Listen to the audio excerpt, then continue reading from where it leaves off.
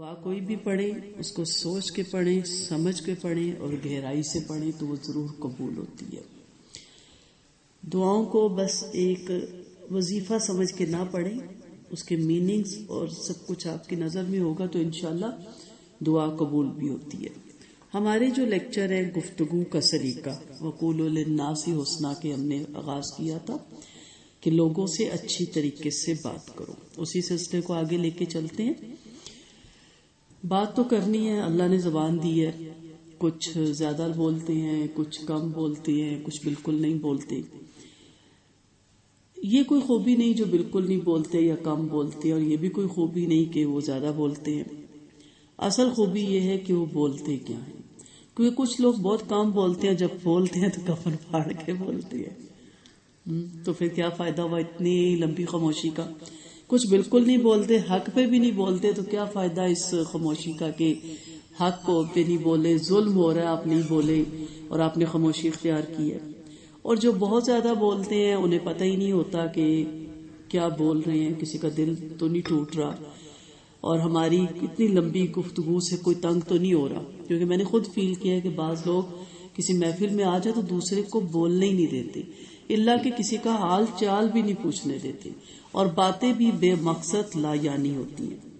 تو میں نے لوگوں سے سیکھا ہے، جس طرح حکیم لقمان سے پوچھا گیا نا آپ نے حکمت کہاں سے سیکھی، تو ان کا بے وقوفوں سے۔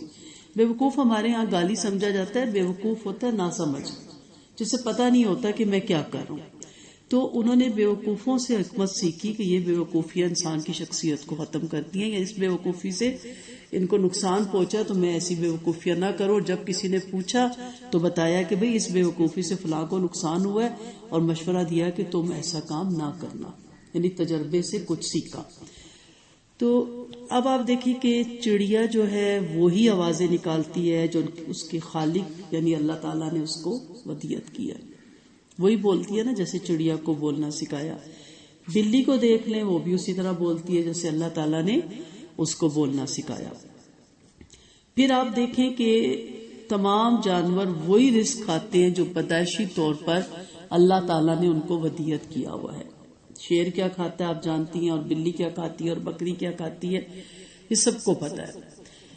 اب درخت کو آپ دیکھ لیں کہ عین اس منصوبے کے تحت آگے بڑھتا ہے اور پھلتا پھولتا ہے جو ازل سے اس کے مالک نے اس کے لیے مقرر کیا ہوا ہے۔ آپ کی مرضی سے پودے نہیں اگیں گے، ٹھیک ہے؟ جیسے میں پڑھ رہی تھی مولانا عبید الدین خان صاحب کو، تو انہوں نے لکھا کہ میں چھوٹا تھا اور میں نے کہیں اپنے باغ میں آم کا درخت دیکھا، تو میں نے اپنے ملازم سے کہا اس کو اکھاڑو اور ریڑے پہ رکھو اور میرے گھر کے سین میں جا کے اسے دفناؤ۔ وہ اکھاڑ کے بیچارے بات مان کے آ کے جب اس کے سین میں اس کو گاڑا، دوسرے دن وہ سوکھتا ختم۔ تو ان کی والدہ نے کہا کہ ایسے نہیں پیڑ لگتے جیسے تم لگانا چاہتے ہو، تو ہماری مرضی سے پیڑ نہیں لگیں گے، کس کی مرضی سے لگیں گے؟ اللہ تعالیٰ کے حکم سے لگیں گے۔ یہاں تک دیکھ لیں کہ دریا بھی ٹھیک اسی قانون کے مطابق رواں دواں ہوتا ہے جو اس کے لیے اللہ تعالیٰ نے مقدر کیا۔ آپ کی مرضی سے دریا، نہریں، آبشاریں، چشمے یا سمندر نہیں چلتا، ٹھیک ہے؟ اب ایک انسان ہے، اب وہ نہ وہ سمندروں سے بڑا ہے، نہ وہ پہاڑوں سے بڑا ہے، نہ وہ ہواؤں سے بڑا ہے۔ سب سے کم تعداد آپ کو پتہ ہے اس کرۂ ارض پہ کس کی ہے؟ انسان کی۔ بہت انلمیٹڈ دریائی مخلوق ہے، آبی مخلوق، انلمیٹڈ۔ اب تو اتنا کچھ ڈسکور ہوتا ہے کہ انسان بند کر کے بیٹھ جاتا ہے کہ اللہ تیری شان کہ تو نے کیا کچھ آبی مخلوق بنا ڈالی۔ پھر جو خلائی مخلوق ہم اسے کہہ دیں گے ہمارے فرشتے، انلمیٹڈ، اس کی تعداد آج تک اللہ نے نہیں بتائی۔ حدیثوں سے پتہ چلتا ہے کہ ازل سے رکوع میں، سجود میں اور قیام میں، اور 70,000 فرشتہ ایک دن میں جو وہاں پہ ان کا خانہ کعبہ ہے عرش پہ، اس کا طواف کرتا ہے اور دوبارہ اس کی باری نہیں آئے گی یہاں تک کہ قیامت قائم ہو جائے گی۔ آپ سوچیں کہ کب سے دنیا بنی ہے، ہم تو ابھی دنیا میں آئے ہیں نا، اس مخلوق کا بھی نہیں پتا، اور جنات بھی بہت زیادہ تعداد میں، بہت انلمیٹڈ جنات ہے۔ اب انسان اس دنیا میں سب سے کم ہے۔ اب مگر انسان کا معاملہ اس سے بالکل مختلف ہے، وہ اپنے منہ سے ایسی باتیں، ایسی آوازیں نکالتا ہے جس کی اجازت اس کے اللہ نے اس کو نہیں دی، کیونکہ اختیاری مخلوق ہے۔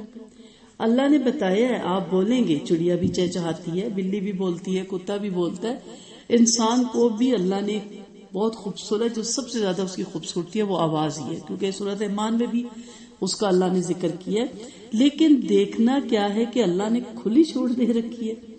خوبصورت گانے گائیں یہ اجازت ہے، خوبصورت سٹائل بول بول کے دل لبھانے والی ادائیں اور ایسی باتیں کریں یہ اجازت ہے، لہجے میں نرمی لائیں اور فوش قسم کی باتیں کریں، فوش لطیفے نہیں ہے نا اجازت۔ چلیں ہم اس سے واپس آ کے دیندار بن جاتے ہیں، جھاڑیں دھاڑیں چلائیں چیخیں شاؤٹ کریں اونچا بولیں، اجازت ہے؟ سب جانتے ہیں نہیں ہے، اور یہی ساری ہماری عادتیں ہیں۔ ہم گانے بھی گنگناتے ہیں، ہم لطیفے بھی دہراتے ہیں، ہم شاؤٹ بھی کرتے ہیں، ہم چیختے بھی ہیں، چلاتے بھی ہیں، جس کی اجازت ہمیں بالکل نہیں ہے۔ اگر چڑیوں کو نہیں ہے، بلی کو نہیں ہے، کتے کو نہیں ہے، تو انسان کو بھی نہیں ہے۔ ٹھیک ہے، پھر اسی طرح دیکھیں کہ ایسی چیزوں کو اپنا رزق بناتا ہے جس سے اللہ نے اسے روک رکھا ہے۔ بلی کبھی شیر کی خوراک نہیں کھائے گی، شیر کبھی کتے والی خوراک نہیں کھائے گا، بکری کبھی شیر والی خوراک نہیں کھائے گی۔ اب دیکھ لیں وہ بھی جانور ہے، چوپایا ہے، اس کی بھی 4 ٹانگیں، شیر کی بھی 4 ٹانگیں، کتے کی بھی 4 ٹانگیں، سب کی خوراک مختلف کیوں ہے؟ کیونکہ اللہ تعالیٰ نے ان کو جس طرح ودیت دی اسی طرح وہ کرے گا۔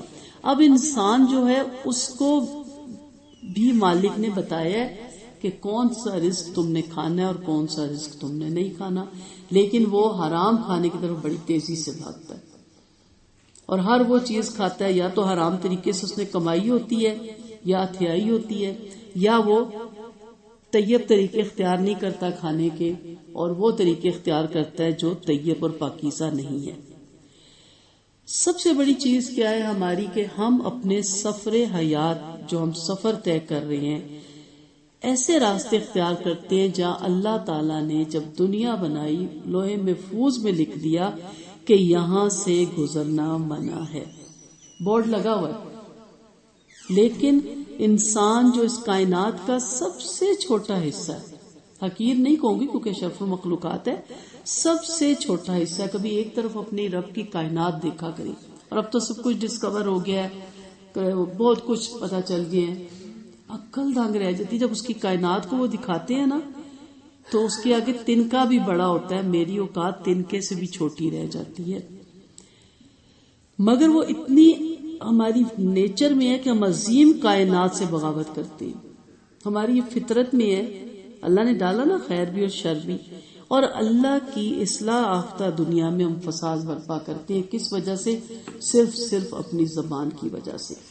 تو اللہ تعالیٰ نے جو بورڈ لگا رکھی ہے نا جن چیزوں کے منع کرنے کے، یہ منع ہے، اکثر لکھا ہوتا ہے یہ راستہ عام نہیں ہے، عوام الناس کے لیے نہیں، ہم ادھر بالکل نہیں جاتے، بہت سے ایسے علاقے ہوتے ہیں، میں وہاں اس بورڈ کو پڑھ کے دیکھتی ہوں کہ بعض راستے وہ بھی تو ہیں جس پہ اللہ نے بھی لکھا ہے کہ یہ عام راستے نہیں ہیں، ان راستوں پہ نہیں چلنا، یہ مومن کے لیے راستے نہیں ہیں۔ تو ہمارا جو موضوع ہے وہ ہے زبان، گفتگو، وقولوا للناس حسنا، لوگوں کے ساتھ اچھی بات کہنا۔ اسی کو آگے لیتے ہوئے چلتے ہم نے پیچھے سچی گواہی پڑھی، امر بالمعروف اور نہی عن المنکر، اس کو بھی ادا کرنے کا سب سے پہلے یہ طریقہ یاد رکھیے گا کہ جو نبی کریم صلی اللہ علیہ وسلم کا طریقہ ہے، اور ہم آپ صلی اللہ علیہ وسلم کی سیرت کو چھوڑ کے جتنے مرضی کول پڑھ لیں، جتنی مرضی کوٹیشنز پڑھ لیں، جتنے مرضی لیکچر سن لیں، ہمارے اندر وہ بات پیدا نہیں ہو سکتی جو نبی کریم صلی اللہ علیہ وسلم کی سیرت پڑھ کے۔ کتنا ترقی ہو گیا میڈیا میں بھی، کتنی اچھی باتیں کہی جا رہی ہیں، کس قدر بکس ہیں آپ کے پاس، لیکن آپ کی زندگی نہیں بدلتی، کیونکہ پریکٹیکل کر کے کس نے دکھایا؟ اللہ کے نبی نے۔ جب آپ ان کی پریکٹیکل لائف کو پڑھتے ہیں نا، خالی حدیثیں نہیں، ان کی پریکٹیکل لائف یعنی سیرت، تو پھر آپ کو پتا چلتا ہے کہ ایک بندہ مومن کتنی بہترین زندگی گزار کے ہمارے اندر سے گیا ہے، اور انسان تھا، فرشتہ نہیں تھا کہ ہم کہ جی وہ تو فرشتے تھے، ہم تو فرشتے نہیں ہیں۔ امر بالمعروف میں آپ دیکھیں گے کہ نبی کریم صلی اللہ علیہ وسلم نے کبھی جارحانہ سٹائل یوز نہیں کیا، کبھی مائک ادھر اور آواز ادھر، دھاڑے نہیں، نعوذ باللہ چیخے نہیں، چلائی نہیں، کسی کو پرسنل پکڑ کے کرٹیسائز نہیں کیا کہ یہ تم نے کیا پہنا ہوا، یہ تم نے کیوں اوڑھا ہوا، یہ تم کیا لے کے آگے ہو، نکلو میری محفل سے، نکالو اس کو، اٹھا کے باہر پھینکو. یہ باتیں کبھی نہیں کی. جب بھی کی اجتماعی کی، اور اتنے خوبصورت الفاظ استعمال کیے، اتنا خوبصورت لہجہ استعمال کیا، اور اتنی پر حکمت واز دیا کہ جو آتا تھا وہ گرویدہ ہو کے چلا جاتا تھا. اور پھر آپ کی بات مان کے لوگ فوراً ایمان لے آتے تھے، پہلی مجلس میں ہی ایمان لے آتے تھے. کیونکہ جب آپ کرٹیسائز کرتے ہیں، آپ سمجھتے ہیں میں امر بالمعروف اور نہی عن المنکر کر رہی ہوں.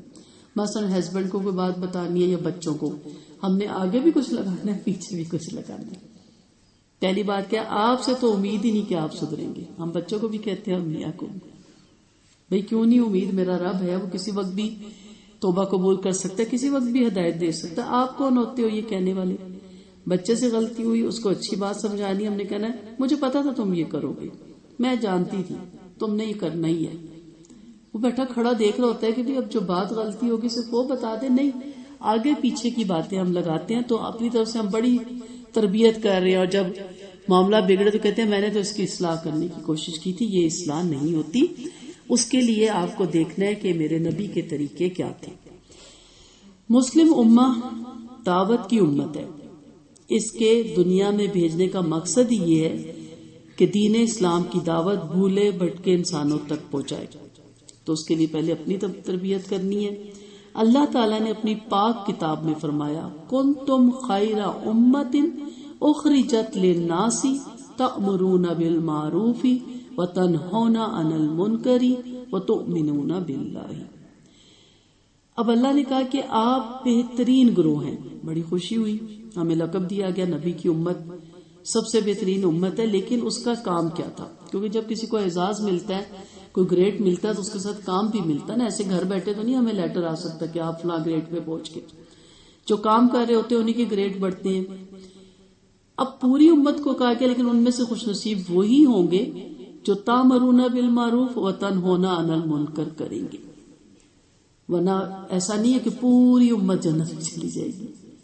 بہترین ساروں کو بنایا، لیکن کچھ نے اپنے ارادے اور اختیار کو غلط جگہ استعمال کیا اور اس گریڈ کا نجائز استعمال کیا. آپ آج کل دیکھ سکتے ہیں پوسٹوں پہ پہنچ کے، گریڈ پہ پہنچ کے ہم کیا کرتے ہیں؟ فائلیں بیچتے ہیں.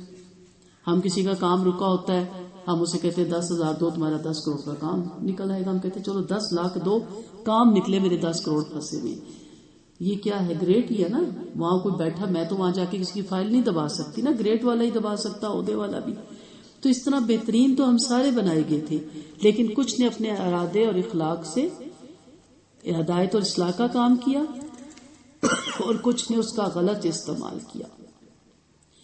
مسلمان دنیا میں اللہ کا سپاہی ہے، لہٰذا اس کی ذمہ داری ہے کہ وہ اللہ کی زمین پر نیکی پھیلائے اور برائی مٹائے. جب تک اس ذمہ داری کو ادا کرتا رہے گا تو وہ بہترین امت کا بہترین فرد ہوگا. اور ایسے ہی شخص کو آپ صلی اللہ علیہ وسلم نے بہترین انسان بتایا ہے.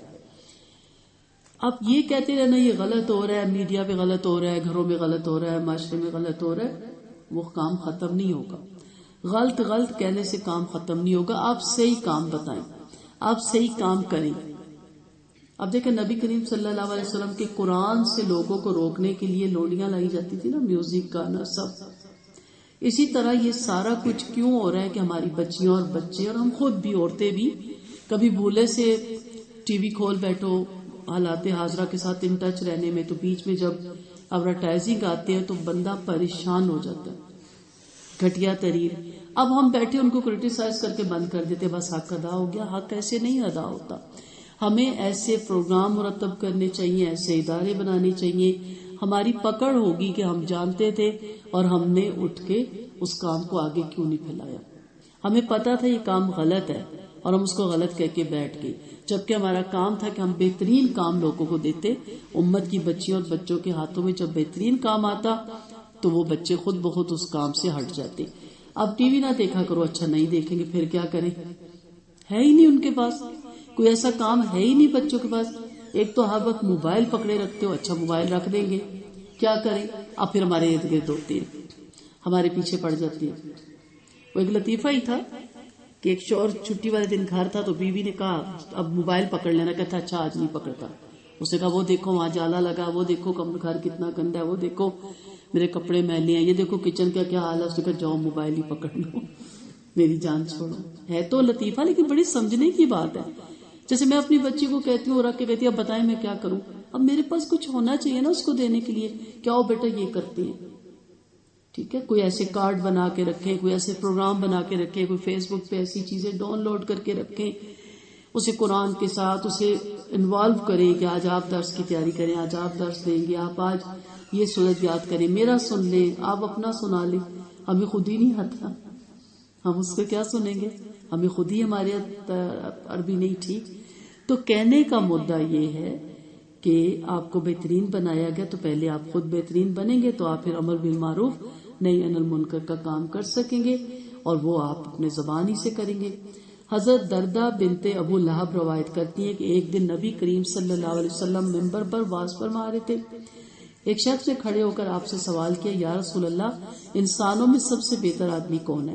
آپ نے فرمایا، انسانوں میں بہترین وہ شخص ہے جو سب سے زیادہ اللہ کی کتاب کا پڑھنے والا ہو، جو سب سے زیادہ متقی ہو، جو سب سے زیادہ معروف بھلائیوں کا حکم دینے والا ہو اور برائیوں سے روکنے والا ہو، اور جو سب سے زیادہ رشتہ داری کا پاس کرنے والا ہو. ساری چیزوں کے لیے کیا لگتی ہے ہماری زبان، اور زبان کا ہم نے صحیح استعمال، اپنی لینگویج ٹھیک. میری اپنی بچی عجیب عجیب سی باتیں سیکھ کے آتی ہے، اور ہاں جو میرے سے سیکھ کے ہوتے کہ کوئی مان یہ کہاں سے سیکھا، کہتی آپ سے. تو میں ایک دم الرٹ ہو جاتی کہ ہاں یہ لفظ تو میں بھی بول جاتی ہوں بے دھیانی میں. تو الفاظ کا بہتر چناؤ کریں، خود بخود بچے وہ ان کے ذہن سے محو ہو جائیں گے وہ الفاظ، اور وہ اچھے الفاظ بولنا شروع کریں گے. قرآن مجید میں بھی مومن کی جو صفات نمایاں کر کے بیان کی گئی ہے ان میں سے ایک صفت ہے، ارشاد باری تعالیٰ ہے، الآمرون بالمعروف والناہون عن المنکر، نیکی کا حکم دینے والے اور برائی سے روکنے والے. مومن کی یہ صفت ہر وقت اس کے سامنے رہتی ہے، اور وہ نیکی کو پھیلانے سے کسی وقت غافل نہیں ہوتا، اور نہ ہی اس میں کوتاہی کرتا ہے. گویا یہ اس کی عادت بنی ہوتی ہے کہ اپنی زبان سے برائی کو برا کہے اور اس سے روکے. آپ صلی اللہ علیہ وسلم کا ایک حدیث ہے، آپ بارہا کتابوں میں پڑھتے ہیں اور ہم بچپن سے پڑھ رہے ہیں. آپ صلی اللہ علیہ وسلم کا فرمان ہے، تم میں سے جو شخص کوئی برائی دیکھے تو اسے اپنے ہاتھ سے روکے، پھر اگر اس کی طاقت نہ ہو تو اپنی زبان سے روکے، پھر اگر اس کی بھی طاقت نہ ہو تو اپنے دل میں اسے برا کہ. اب برائی یہ نہیں ہے کہ کسی کو پکڑ کے مارنے لگ جائے. اپنے ہاتھ سے ایسے پلان بنائیں، ایسے پروگرام مرتب کریں، فزیکلی لگتا ہے نا ٹائم، کہ ان کو ایک نئی راہ دے دیں، انہیں انوائٹ کریں. آپ نے کبھی دیکھا نا، ہم اپنی کبھی ریلیٹیوز کو درس پہ انوائٹ نہیں کرتے، برتھ ڈے پہ اور کسی الٹے کام پہ کرتے، شادیوں پہ ہم کارڈ دیتے ہیں دنیا آ جاتی ہے. کبھی ہم نے ایسے پروگرام مرتب کیے؟ شادی پہ ہم 10 15 20 25 لاکھ لگانے کو تیار ہیں، عام شادی کی بات کر رہی ہوں، اور درس و تدریس کے لیے ہم کبھی پروگرام مرتب نہیں کرتے. تو پھر ہمارے ریلیٹیوز، ہمارے رشتہ دار کس طرح ہم شر سے بچ سکتے ہیں؟ پھر طاقت نہ ہو تو زبان سے کم روکے، اچھے الفاظ میں کہے کہ یہ جو روش ہے، یہ جو طریقہ ہے، یہ جو راستہ ہے، افسوس ہے کہ یہ سیدھا جہنم میں لے جا رہی ہے. آج میں جو خود سیکھ چکی ہوں آپ کو سکھا رہی ہوں تاکہ آپ بھی اس راستے سے بچے، اور میرے لیے بھی دعا کریں کہ اللہ تعالیٰ مجھے اس راستے سے بچائے. 100 موقع ہوتے ہیں، بہانے سے ہوتا ہے.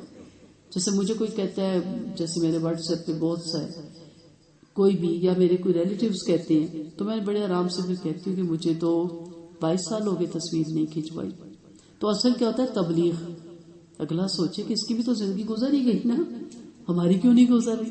کچھ جملے، کوئی ایسے الفاظ جس سے اگلے کے اندر احساس جاگے، تو کوئی نہ کوئی ایسے بات طریقے سے اگلے کو یہ نہ لگے کہ آپ اس پہ کرٹیسائز اسے کر رہی ہیں. اور اگر آپ بہت ڈرتی ہیں، بہت سہمی ہوئی ہیں، تو پھر دل میں برا کہ اور اس کے بارے میں آپ جانتے ہیں کہ کہا گیا کہ یہ ایمان کا سب سے کمزور حصہ ہے. تو ان آیات اور حدیث کی روشنی میں زبان کا ایک اہم کردار نظر آتا ہے، اور وہ سب سے بڑا کردار ہے کہ اس سے نیکیاں پھیلائیے اور برائیاں ختم کرنے کا کام لیجیے. دعوت و تبلیغ اور امر بالمعروف اور نہی عن المنکر کی ذمہ داری پوری طرح سے کیجیے، اس کا لحاظ رکھیے. امر بالمعروف نہی عن المنکر کے بہت سے پہلو ہیں،